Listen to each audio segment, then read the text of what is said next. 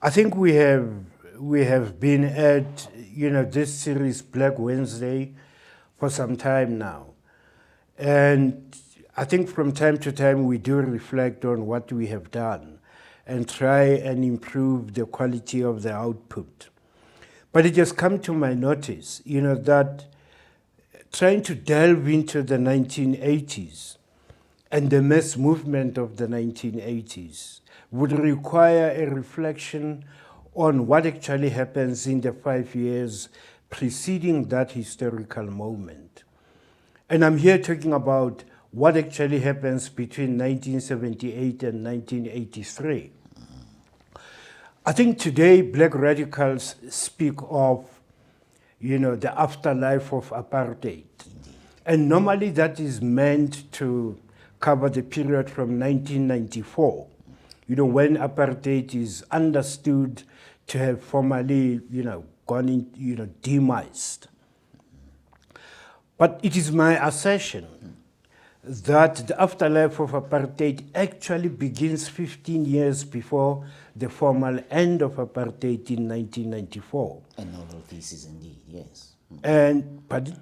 A novel thesis, okay, sure. Yes, and, for that reason, for me, that 5-year period and the 10 years thereafter, the 10 years actually being that historical moment of what we refer to as popular violence, in academic circles. That would be between 84 and 1993. So today I'm going to be looking at, the afterlife of apartheid as beginning, in 1978. And at the center of, this discussion here will be a program that was only an aspect of P.W. Botha's total strategy. I think South Africans are familiar with Botha's total strategy to the extent that it actually, manifests itself or articulates itself as a form of state violence. And for that reason, many people are familiar with, counterinsurgency units and the violence that they perpetrated. Flag Plus, headed by Eugene de Kock, CCB, headed by Slang van Zyl, and all other, kinds of counterinsurgency units, which would have represented the violent aspect of P.W. Botha's total strategy. But there was a second aspect to that, and it was a more peaceful, more institutionalized, approach to the perpetuation of white supremacy in South Africa. And that came under the label WHAM. WHAM here being WHAM. And what this actually stands for is Win Hearts and Minds. Now, WHAM was a program designed, for two purposes. The one purpose is that WHAM was a direct reaction to the mass movement of the 1970s. And this is something that we hardly ever talk about. But I will actually expand on this, as time goes on. WHAM was actually a response to the mass movement of the 1970s, which one could actually declare that it ended with Black Wednesday in October 1977. Now, in 1978, WHAM is actually being designed to deal with other aspects of the mass movement of the 1970s. Let me hasten to explain here that Black Wednesday was an attack, a systematic assault on the organizational structure of the mass movement of the 1970s. What still had to be dealt with was the mindset that generated, that mass movement. And that mindset, just in terms of intellectual understanding, was underpinned by the Black consciousness philosophy. And therefore, the 1970s movement would have been a Black consciousness movement. Now, WHAM was actually designed, as an institutional kind of plan to deal specifically with the mindset that generated, that gave rise to the mass movement of the 1970s. And this was done by an institutional tinkering, with the public sphere. And I'm going to, outline what aspects of the public sphere becomes extremely critical. I'm sorry to interject. You're saying the mindset, but just as important is the socius that undergirds the mindset, isn't it? The society, the black society that sustains the mindset of black consciousness. So it wouldn't have been sufficient merely to attack the formal expressions of the black consciousness movement. It was necessary to wage a totalized assault upon black society, or upon that fragment of black society that was behind this movement, that sustained this movement throughout the 1970s or the latter part of the 70s. Is that a contribution? Yes. In actual fact, I think that is going to be a recurring theme, in this explanation and in this particular, discourse. It is going to be a recurring theme that actually, when is actually directed, it's a systematic assault, particularly on that demographic that you are referring to. But before we actually get to isolating that demographic, I think it would be useful, to first put in place the institutional framework that became the mechanism, of a systematic assault on that particular demographic. I think let the viewers actually here, bear in mind that we are talking about, what actually emerges in the post, 1970s black movement as we move into the 1980s. And part of what we are doing here is to try and map out what the apartheid state's reaction to the mass movement of the 1970s is. And you are right about that. That reaction would actually be directed at a particular, demographic that is seen as the bearers, and the carriers, of that kind of a philosophy, which at a later stage, if it is tapped into, might actually once again, be the kind of philosophy that underpins the next mass movement. So the apartheid state is actually responding to this mass movement of the 1970s in an anticipation, of what might happen, if another mass eruption actually happens. And I think we need to explain here that one of the ways in which, this anticipation of the next mass movement was actually being put into place, had to do with something extremely curious. What the apartheid state, seemed to have been doing was to create its own antagonism, within black society. And this was actually done, and we see how this plays itself out, in the 1980s. And we simply dismiss this as black-on-black violence. But what we need to understand is that the institutional, kinds of framework that was put into place were such that once there was a mass eruption, surely there would be an attack from one demographic of black society directed against the other. But later we will come back to how that actually plays itself out. For now, let us look at, the origins of WHAM and what, kinds of programs were being put into place to actually promote it and probably to concretize it, into a kind of a social program and social policy. The effort is a divestiture, to divest black society of its revolutionary impulse. Would it not be WHAM?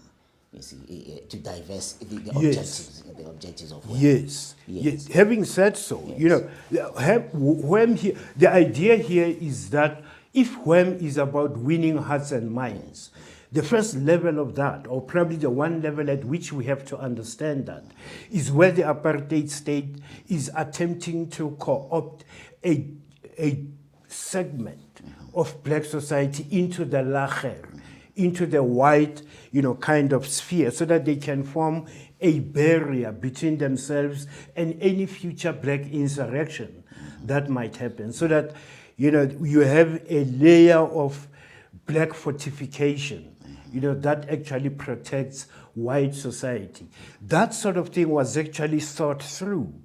Soon after Black Wednesday, the creation of a buffer zone, between white society and enraged black society at any one time. So we are going to have to look at how the fundamentals of this were being put into place soon after Black Wednesday, from 1978, when P.W. Botha institutes, his total strategy program. Yeah. Right in a deeper way, this tendency for Afrikaner-based rule, or rather Dutch Boer-based rule, to harness segments of society, to weaponize them, to insulate itself, could be traced down to the homeland system.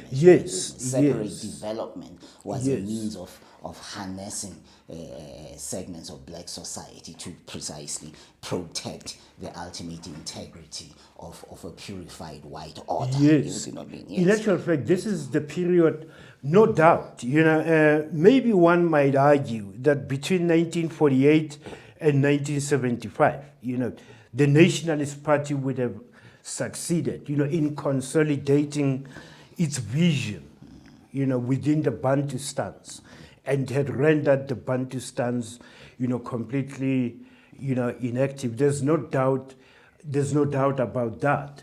But the one thing that South Africans have to appreciate, it is, what happens to the Bantustans post the 1970s mass movement. It is precisely what you are referring to. It is the weaponization of the Bantustans against, the core community that was seen as the carriers of the black, radical tradition of the 1970s. And this has to be emphasized, that the Bantustans were actually, as part of total strategy, the Bantustans were being weaponized, against the core, the core of black society that was seen as the epicenter of the 1970s mass movement. Okay? Yeah, that it can. But what I'm saying is that this was not a post-70s invention. Yeah. Do you see what I'm saying? It had always been implicit in the mode of Afrikaner rule. This whole separate development and Bantustanization was all in service not of black sovereignty, but ultimately of the integrity and endurance of white rule itself. No doubt, and white rule. So this was a whole segment of black society that had been mobilized by Afrikaner. Yes. But the one thing that we have to be careful about, because, the use of the term being mobilized, that is something that no doubt actually has happened. But, fast forward 40, 45 years later, which is today, we find ourselves in a situation where we have to explain historically, how these kinds of antagonisms would have been propped up over time. And this is where, that question actually becomes pertinent. The issue is, yes, the Bantustans, to some extent, the apartheid state would have succeeded in its grand design, of rendering the Bantustans politically, neutered, if you like, politically castrated, if one may use, a very strong term here. And, one also has to appreciate. What is that favorite expression of yours about structures of rule, or how do you say it? Formal obedience. How do you say what do you say? Yeah, in actual fact, one could actually argue that, no doubt, between 48 and 75, Bantustans had actually descended into a state of formal obedience, in relationships of domination and subordination. To the Dutch Boers. To the Dutch, but through the mediation of their traditional authorities. And that is absolutely But then important. that is here. a legacy in itself of British rule. The Yes, that mediation becomes the tradition legacy. of the colonial. Yes. And that is something that we could have touched on, to demonstrate the differences between, the British kind of indirect rule, Yes. and which is how the native reserves were actually conceptualized, as opposed to the Bantustans, because there were fundamental differences, between the two. But the most important thing here is that there would have been a time when some of the Bantustans would have been very active, with very vibrant kind of resistant movement tradition. And there is no way that one can overlook the Eastern Cape in that regard and the activities of Porto. Now, but the point here is that between 1945 and 1975, generally, the Bantustans had actually been, reduced and, or had descended into a state of formal obedience, of that kind. But I am always... So in effect, the nuisance for Africa, for Dutch Boer rule would have been the urban black. It would have been all throughout the tenure. Yes. The tenure of classical apartheid. Yes, and once the Bantustans had been taken care of, Right. It is the urban black, who would have actually be looked at as a potential swart gevaar. And that is what had to be taken care of. But not just potentiality, but an active nuisance to their rule. And that actually happened. This was a resistant demographic, would it not? Wouldn't you say? Yes, Throughout. but the actual, realization of that actually becomes 1976. Yes. That actually becomes, it was a potential, from the late 60s, but then it erupted in 1976. But just going back to, to the issue... I'm just trying to underscore the extent to which the urban black culture is inherently antagonistic. Do you see what I'm trying? I mean, in reading it, it would seem that it evolved in antagonism, if in active antagonism to white society as a whole throughout the period. And through, when you say throughout the period, we have to be extremely careful, about the ways in which, that sort of antagonism, particularly the antagonism of the urban black, to white society, actually manifests itself. Because in the interim, you have the Sharpeville massacre, and we have to explain the impact of the Sharpeville massacre on the potential of the urban black, for any kind of insurrection. And the ways in which we explain the quiescence, the 15-year quiescence of 60 to 75 is precisely that, that it is the terror and the extreme brutality of the apartheid state, as reflected in the Sharpeville massacre, that it was able to deal with that menace, the menace of the urban black, which then explodes in 1976. And beyond 1976, you are right, white supremacy will always be mindful of, the threat that the urban black would have carried. So in a sense, this is not an attack on the Bantustan, subject, but this is to explain that, white supremacy was in a situation where the only way to deal with, the turbulent urban black was to weaponize the Bantustan against the urban black. But then also to expunge this whole urban black, to move to expunge the whole phenomenon of urban blackness, as it were, isn't it? Wouldn't that be so? So the logical response would have been to get rid of the urban black. Precisely, yes. But let's get to that after explaining a few other, other interventions, because these were institutional interventions that were being planned.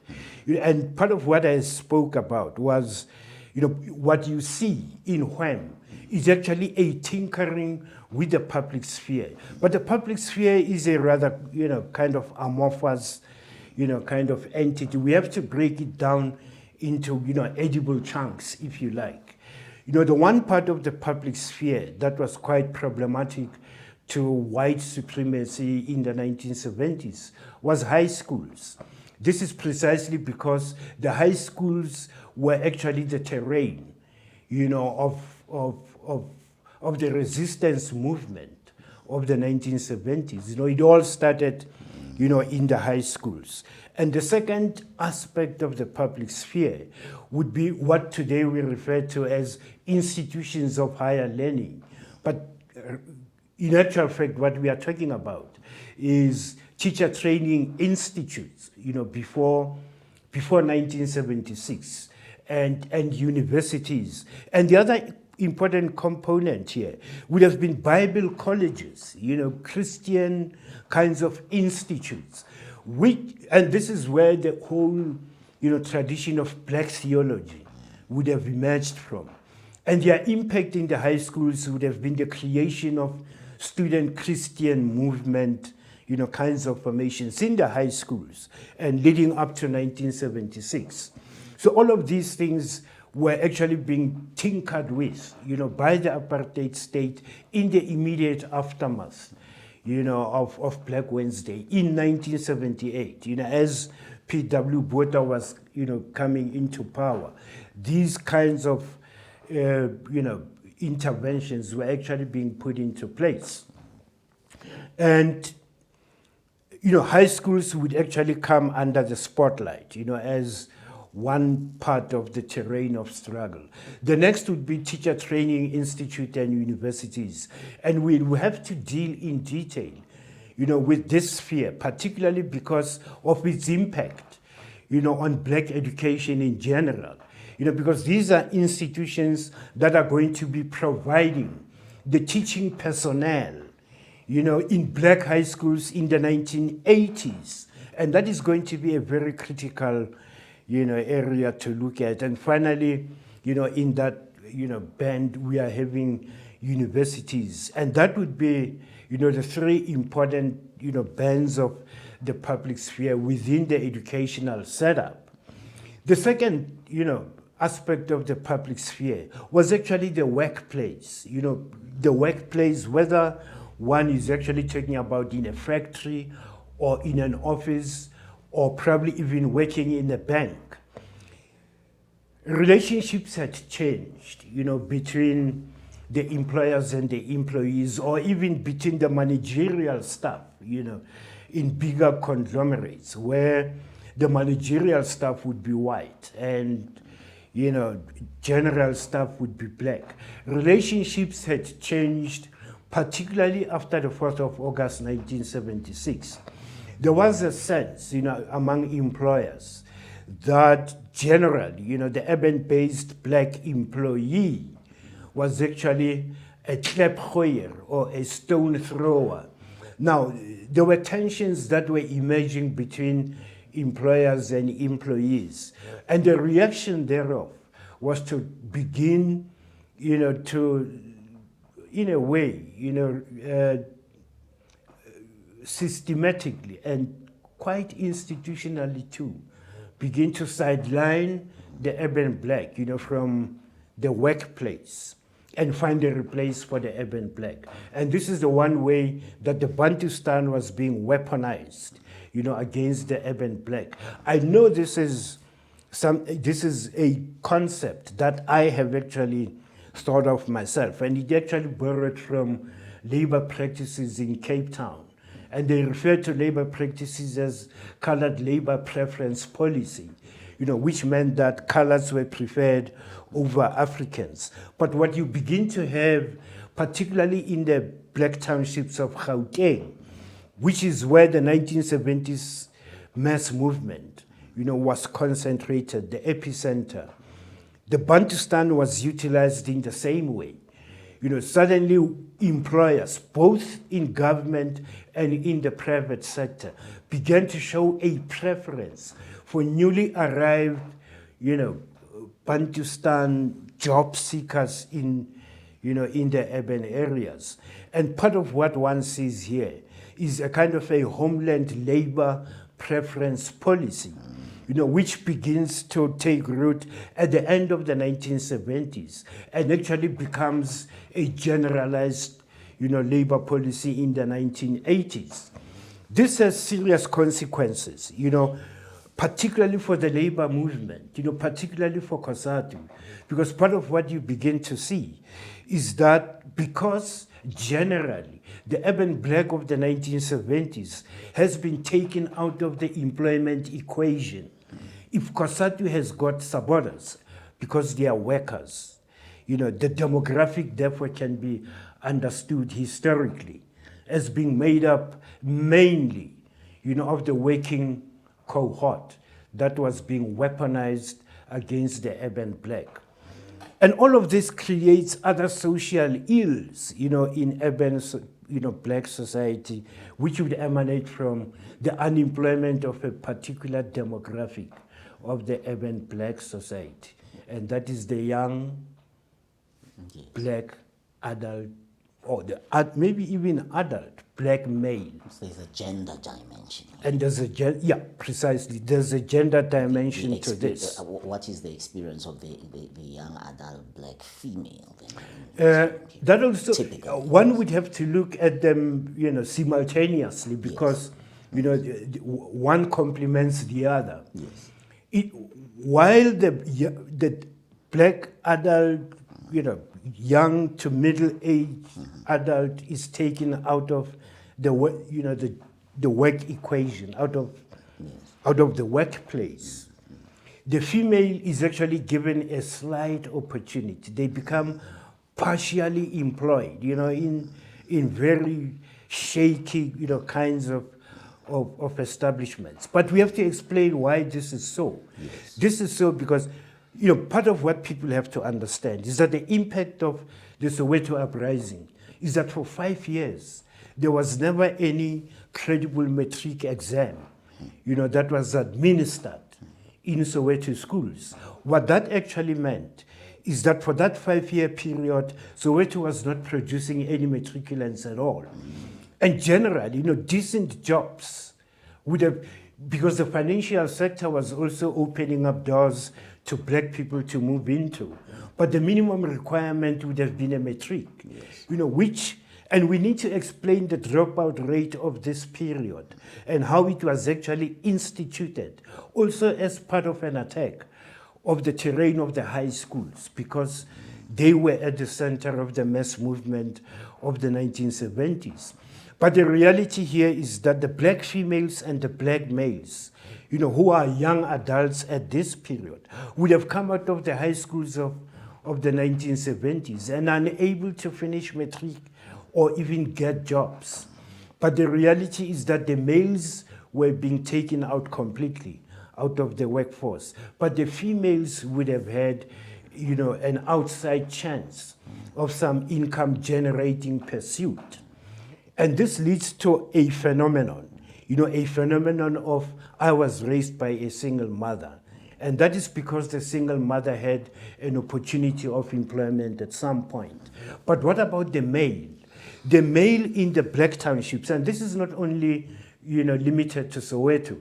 This is the case across what was then the PWV area, which is today Gauteng. And this was the case for the entire area, that the adult black male, who is actually a residue of the 1970s mass movement, is unable to find employment. And he descends into that legendary, category known as the township uncle. And he becomes the legendary unemployed township uncle. But he also becomes the legendary township absent father, because he's got a child here and there. And those children are actually raised by their single mothers. And that's the kind of social structure that emerges in the early 1980s. An engineered product, is it? But this is engineered, exactly. The young black male going into a young adulthood is actually excluded from the job market. The Klebhoyer is specifically the Klebhoyer specifically, yes. Is a black male. The label is, to exclude them, the term that is used is you are a klepgoeier. We prefer, someone else. But that's at the one level. And here it would be at the level of the general worker. And this actually happens. I mean, you go to Paraguanas Hospital or any other employer of, hundreds to 1,000 people at the same time. There is that sort of, pattern actually emerging. And that would account for the, the emergence of serious indicators of unemployment in these particular black townships that would actually become Gauteng today. That is the ways in which we have to account, for the emergence of structural unemployment. I suppose my contribution to this is that this was not merely a consequence of the 1976 outbreak. Yes. This is the cumulative product of a whole historical period of antagonism between township-based workers, and the employment and white society as a whole. This was merely the culminus of that. Yes. White society saying we are done with this lot and washing its hands accordingly. Yes. And that actually happens at the end of the 70s. But at the same time, white society is also attempting to establish a basis for consent. It's attempting to make the transition from rule outright to governance, to have a basis in this black society that consents to white rule. Precisely, and that is what we would be coming to. I had just said that what we described earlier would be true for the general worker, for the workers at the lower levels of employment. But then, interestingly, another post-1976 development was that certain certain, employment opportunities that were previously closed to Africans were opening up. Before 76, you would never have a black teller at the bank. After 76, this was actually happening. You began to have, black office workers doing admin work, in retail stores, in upmarket retail stores, such as Edgar's, such as Clicks, such as Foschini and the others. And the idea here is that the job market was opening up, for black people. But the point that needs to be made is that generally the requirement would have been a matric certificate. And that in itself would have excluded, that court that we are talking about, that for nearly 7 years had never had a credible matric examination being administered. And that meant that they were being excluded, from those job opportunities. Now, the other thing that needs to be said, and this has to be emphasized, is that one of the outcomes of the 1976-77 movement was that the state decided in September 1977 to take complete control of all the high schools in Soweto. Now, this had very serious consequences, for what had been happening. Let me give an example here. The running of the schools in Soweto may have been, the task or the responsibility of the Department of Bantu Education and Administration, no doubt, with the minister being responsible and making policy and deciding on what is to be done. But at the level of the schools, there was a certain level of autonomy where you had school committees, and the school committees could do certain things, one of which was to appoint teachers. So they could decide that Onkgopotse Tiro is going to be appointed a teacher at Morris Isaacson High School. And that became an opening that the department wanted to close after 1976, after Black Wednesday. So the takeover of the schools was going to take away that function. Schools were going to be completely controlled by the state from the 1st of September 1977. This was, the scenario that was being put forward. The result of that is that there was a mass resignation of teachers from Soweto, a mass resignation. And that was actually very serious.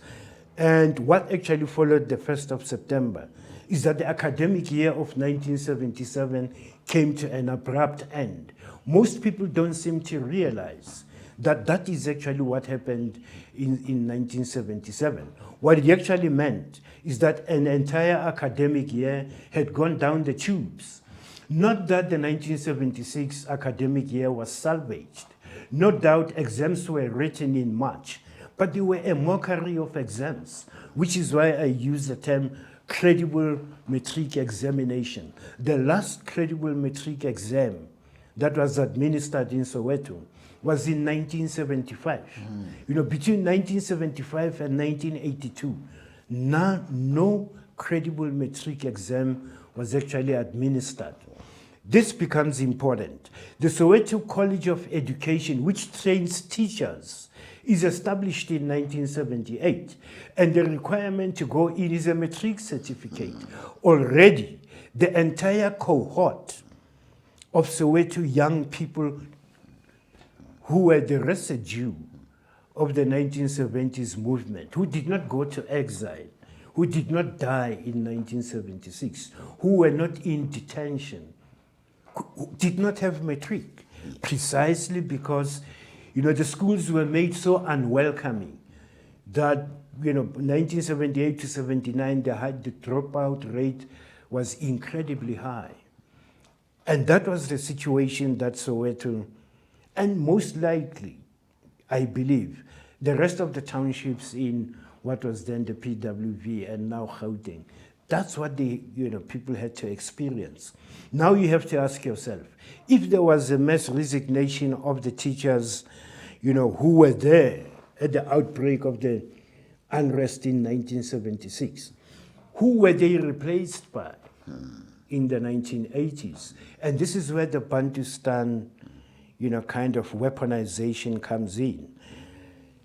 At Stotolwani, in PEX, in Bakhatla High School, there was no disruption at all between 1975 and 78.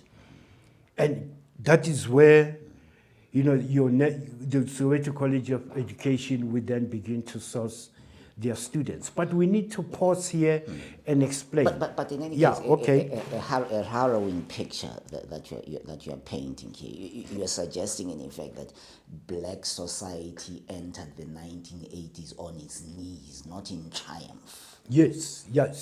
Actually, I mean, how would it be in triumph? I mean, this was, you know, white supremacy responding to what it had just experienced, you know, with the 1970s mass movement. And the point I made earlier here is that there was a sense that there had to be an anticipation of where the next mass movement is going to come from. But there was a concern here. Whatever the next movement would be, it should never be anything near what the 1970s mass movement not only was. are you saying the black society entered the 1980s on its knees, you're saying that it pretty much stayed on its knees throughout that, in spite of appearances to the contrary, all this mass violence and Wouldn't you say this is the emergence of the afterlife of apartheid? Indeed, Because that's this what is you're saying. You're precisely saying apartheid is engineered, and you're saying it Yes. had begun to do so 15 years Yes. prior. Yes. You see, Yeah. this This is a social engineering. The afterlife of apartheid does not come about as a consequence of 1994. Certainly not. 15 years prior to that, as Yes. a consequence of the social upheavals of 1976, 1977, the apartheid or white order, the order of white rule had already been shifting to ensuring its longevity beyond its formalized date of expiry. Yes, precisely. Yes. You know, precisely. Yes, the perpetuation of white supremacy was, in fact, you know, the central issue here. Yes, and that a constitutional order or whatever have you, it does not, derogate from this fundamental fact that this is in fact the order of white rule persists. Yes. And perdures. No doubt. Yes, no doubt. Right. Okay. So But you can see that all of these, you know, social, you know, disabilities that are, you know, affecting and afflicting black society today, we can see where the origins of these are. And this is what we are explaining here. So we're just about explaining, the staffing of high schools in the 1980s. So what you have in the 1980s is that it is the colleges of education that are now, and the colleges of education, quite significantly, are no longer rural-based. In actual fact, it is the teacher training institutes of pre-1976 that were responsible for, the production of teachers for black schools. And they were coming out of mission-based institutions. No one is saying there was any kind of political education going on in the mission schools. But one thing can be said, about the teaching personnel coming out of the mission schools, is that whatever subject that they taught, they were competent in it. And that was absolutely critical. And that's the quality of student that they would produce going into 1976. And here we can make the point that even though Bantu education may have been, what it was, just in terms of the content, black society would have had, some of the most exceptional, students coming out of that system. Think of, someone like Wellington Chazibani, Richard Buleo. I mean, they would have come out of the same system. But, one would have to give credit, to the teaching personnel that was responsible for producing that quality of students. Now, that quality of teaching was subjected to a systematic assault by the apartheid state. The opportunity here had been granted by, teachers resigning, en masse. There was a void. It had to be filled. So the colleges of education were going to provide the teaching personnel for the 1980s. And we've made it clear that that was possible because teachers coming out of those Bantustans coming into Gauteng had the matric certificate. They went to Soweto College of Education, and they then became the teaching personnel in the high schools in the 1980s. Win hearts and minds here is important for understanding what is at work. What is at work is to get the kind of teacher being placed in a high school in Soweto who would not be anything like Unkgopotso was. This was the objective, to make sure that you get a student at Morris Isaacson High School who is nowhere near what TSU was. Now, what the kind of student that you would end up with would be the kind of student that was socially engineered, by the apartheid state. And I think I need to elaborate on, because I came to be part of understanding how this was actually done in the high schools. Yeah. Socially engineered is to be purged of any potentiality of danger to white yes. society. Yes. Particularly, the idea here is that, if the black radical tradition was the problem in the 1970s, that had to be dealt with for once and for all. Because here we are going to have to think about this. Already there were structures of COSAS in certain schools, tolerated, and one would say vetted by the state, in actual fact. Because an attempt to establish a black consciousness student movement after Black Wednesday was crushed completely. And that was the Soweto Students' League. So the kind of student that you get in high school in the 1980s, if they are politically, aware and politically, politically savvy, they would be COSAS and they would have adopted the Freedom Charter, and they would be seen to be tolerated. They can be tolerated. And that's the issue. So the issue here was winning hearts and minds, not only for the Lacher, but winning the hearts and minds away from the black radical tradition, away from the tradition of the Swart Gevaar. That was the purpose. So if you are winning hearts and minds away from black radicalism, it is okay if you drop them off at some other tradition, that can be tolerated. And that is something that we have to understand. And that actually is how the mass movement of the 1980s gets to be constituted. No doubt it is made up of people whose minds were worn away from the black radical tradition. And they fell somewhere between the state and the black radical tradition. And we'll talk about where that is. Yeah. No, just go on. Okay. I lost my train of thought there. Yeah, Sorry. okay. I lost my train of I think we've actually dealt with the ways in which, these important aspects of the public sphere were being tinkered with.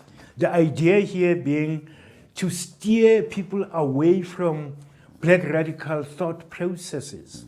This would have been, the objective. No doubt there would be concern about the next uprising. But that uprising, in terms of white society's thinking, it shouldn't take the character of the mass movement of the 1970s. And this is what the institutional rethinking of the 1970s is all about. But before we leave the high schools, I have to say this, that one of the things that was actually happening from 1980, at least up to 1983, is that the Department of Education would have scheduled camps, leadership camps. And these would be held during the first quarter, when students went to holiday during March, that first term.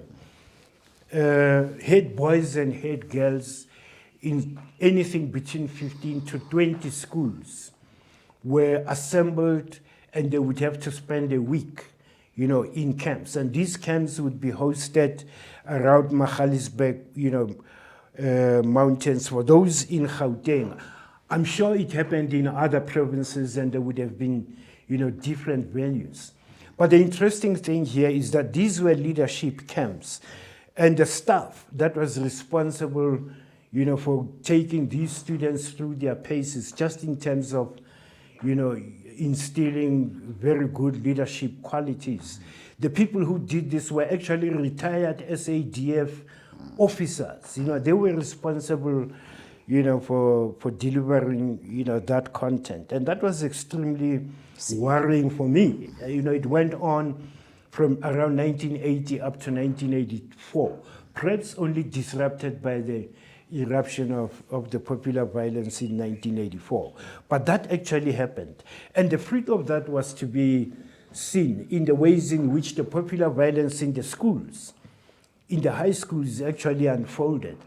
Now, suddenly you had COSAS actually driving, the agenda.